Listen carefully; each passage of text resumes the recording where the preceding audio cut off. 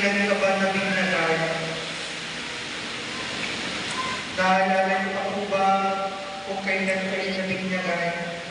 Ako po nabinyagan ako noong March 19, 1991. Kung nakakaalala natin at pakatandaan natin yung ating kaarawan, isa rin ito siguro na dapat pakatandaan natin kung kailan tayo nabinyagan. Dahil sa araw na ito, kung kailan tayo nabinyagan, ay naging kabahagi tayo ni Kristo.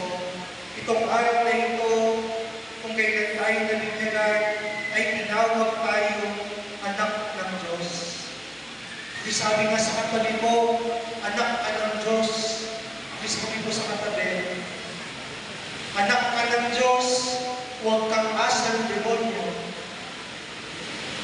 Dahil tayong lahat ay dapat maging anak ng Diyos na disiplinado at